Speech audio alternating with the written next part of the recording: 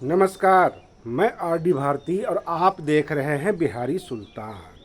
24 घंटे के अंदर बिहार के पूर्व मुख्यमंत्री नीतीश कुमार बहुत बड़ा फैसला लेने वाले हैं। चारों तरफ से दबाव पड़ गया है, कार्यकर्ताओं का दबाव है, विधायकों का दबाव है। 85 विधायक बिल्कुल नीतीश कुमार जी के ऊपर जो है दबाव बना दिए हैं। उनको एक बड़ा फैसला लेना है कि सत्ता में दोबारा आना है अथवा विपक्ष में जाना है। चिपक के जो है दिन काटने वाला काम नहीं होना चाहिए। इस तरह की बातें हो रही है कार्यकर्ताओं के बीच। उधर भरत तिवारी के इनकाउंटर का मामला तुल पकड़ लिया। पहले तो भाजपा के नेता विजय सिन्हा, अश्विनी चौबे ये सब हंगामा कर रहे थे और उन्होंने अपना अपना बयान दिया जिससे सरकार पर दबाव बनी। लेकिन अब तो जदयू के जो कार्यकारी अध्यक्ष हैं संजय झा, उन्होंने भी सरकार पर दबाव बना दी। पुलिस वाले तो पहले ही सस्पेंड हो गए थे, अब उनकी गिरफ्तारी की मांग और उनके खिलाफ एफआईआर हो, इसकी मांग बढ़ गई है। प्रश्न ये उठता है कि भरत तिवारी के मामले में जो है सरकार को ये साबित करना होगा कि उसकी मांग जो थी वो व्यक्तिगत थी। सरकार को ये भी साबित करना होगा कि इस इनकाउंटर से पहले कितने आपराधिक रिकॉर्ड थे, कितनी डकैतियां डाली थी, कितना लूट किया था, कितनी बार वो जेल गया था।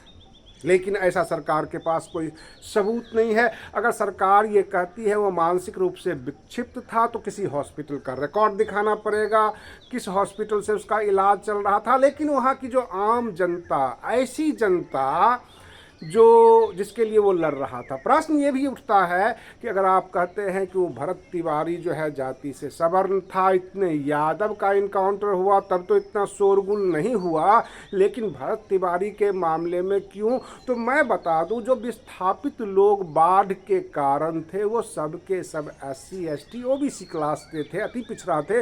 उन सब की मांग है, वो कहते हैं कि भरत तिवारी हमारा भगवान था, हमें पुनर्वासित करने की लड़ाई लड़ रहा था, हमें विस्थापितों के लिए वो खड़ा हुआ था। सरकार खड़ा नहीं हो पाई थी, सरकार के आंखों की किरकिरी बना हुआ था, इसलिए रास्ते से हटाने के लिए उसका इनकाउंटर किया गया।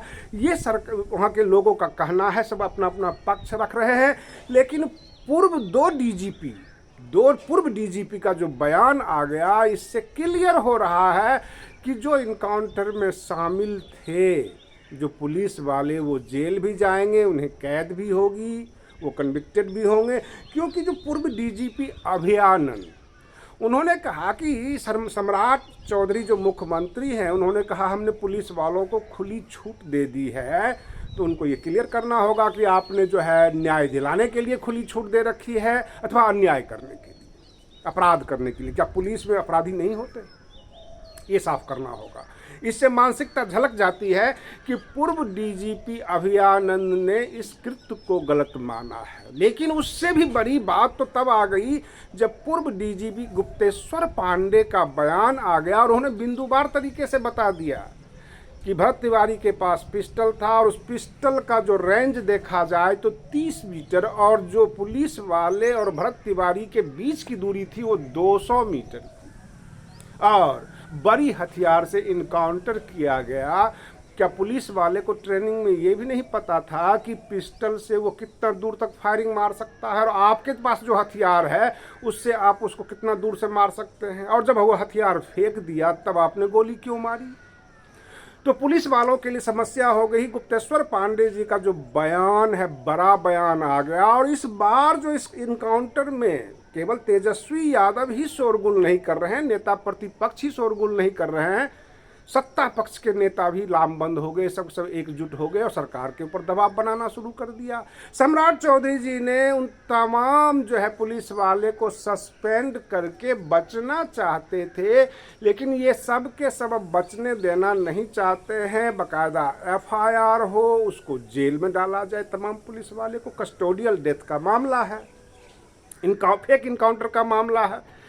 प्रश्न ये उठता है कि पुलिस ने भी गलतियां ये की कि पहले इनकाउंटर, उसके बाद उनके घर परिवार वालों को जो भी सामने आए उनके खिलाफ एफआईआर कर दिया। अब आज का जो मीटिंग है जिसको कहते हैं अधिवेशन जदयू का, उसमें नीतीश कुमार के सामने और आम जनता जो बाहर बातचीत कर रही है वो ये देख रही है कि कहीं ये इनकाउंटर का बहाना लेकर नीतीश कुमार तो नहीं समर्थन वापस ले लेंगे, क्योंकि जो उनके विधायक हैं, जो उनके कार्यकर्ता हैं, उनका सीधा सीधा दबाव है नीतीश कुमार पर कि हमें अपनी सरकार चाहिए, अपना सरकार बनाइए, मुख्यमंत्री बनिए, भाजपा के शासन के अंदर हम नहीं चलेंगे। और लगे हाथ चंद्रबाबू नायडू का बयान आ गया। चंद्रबाबू नायडू ने सीधे कह दिया कि भाजपा की जो ये चाल है पर्दे के पीछे दूसरे के कार्यकर्ताओं और सांसदों को काटना,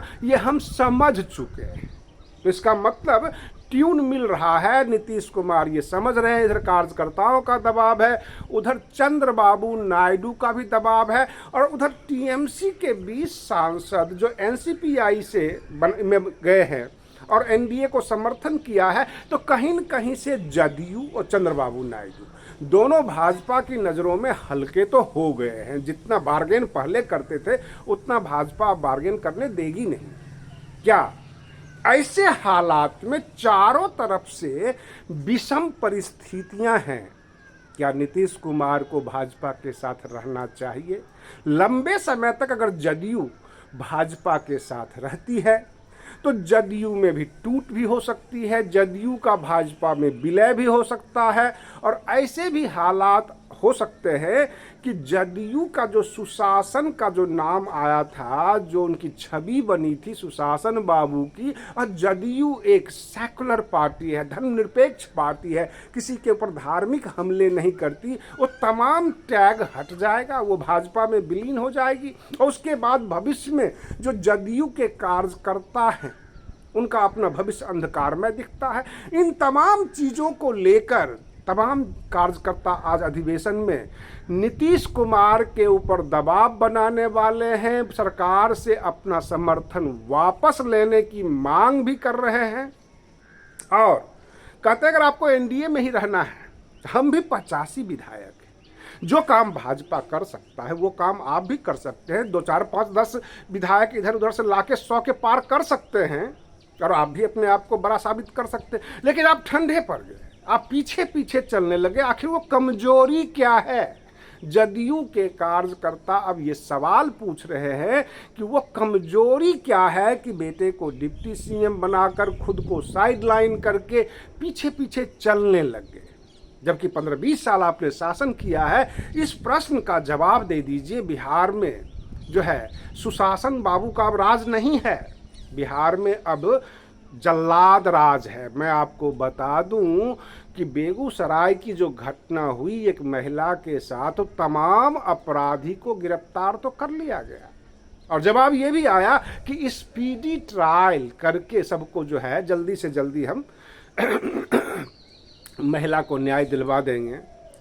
सवाल ये उठता है कि ये बेगूसराय अथवा भोजपुर 1-2 मामले नहीं है, हर जिला से ये मामले निकल कर आ रहे हैं। क्या सम्राट चौधरी जी से सरकार नहीं चल रही है? नीतीश कुमार के शासन काल में तो इतनी घटनाएं नहीं होती थी। नीतीश कुमार के शासन काल में पुलिस इतना न निरंकुश थी और पुलिस इतना सुस्त भी नहीं थी। दोनों बातें हैं। प्रश्न ये भी उठता है कि एक इनकाउंटर के मामले में पूर्व डीजीपी यानी 2 आईपीएस जो बिहार के डीजीपी रह चुके हैं, 2 डीजीपी का इस तरह का बयान आ जाना, उसके बाद बहुत सारे दलों के वरिष्ठ नेताओं का बयान आ जाना, पत्रकारों की लामबंदी हो जाना, ये सब कुछ गलत इम्पैक्ट दे रहा है। ऊपर से जो है गृह मंत्रालय भारत सरकार यानी अमित शाह जी भी नज़र गड़ाए हुए हैं, प्रधानमंत्री नरेंद्र मोदी जी भी नज़र गड़ाए हुए हैं, दिल्ली से सब देख रहे हैं। क्या आपको लगता है ऐसे मामले में कि सम्राट चौधरी की सरकार ज़्यादा दिन चल पाएगी? क्या पुलिसिया व्यवस्था जो इन्होंने किया है, क्या पुलिस के ऊपर सम्राट चौधरी जी की कमान नहीं है, कंट्रोल नहीं है? क्योंकि एक सवाल पूछ दिया पूर्व डीजीपी अभयानंद जी ने कि क्या पुलिस विभाग में अपराधी नहीं होते? अगर वो कहते हैं कि हम अपराधियों के ऊपर लगाम लगा देंगे, तो केवल बाहरी अपराधी नहीं, पुलिस के अंदर जो अपराधी बैठे हुए उसके ऊपर भी लगाम लगाएं। लेकिन उनसे ये हो नहीं रहा है। चारों तरफ से सरकार सवालों के घेरे में, और आज नीतीश कुमार की अधिवेशन है, मीटिंग है जदयू की, उसमें बड़ा फैसला होना है और उस फैसले के साथ हम अगले वीडियो में आपके सामने बहुत जल्द प्रस्तुत हो रहे हैं। आज के लिए बस इतना ही। आप बने रहिए बिहारी सुल्तान चैनल पर। हम फिर मिलते हैं अगले वीडियो में। तब तक के लिए धन्यवाद।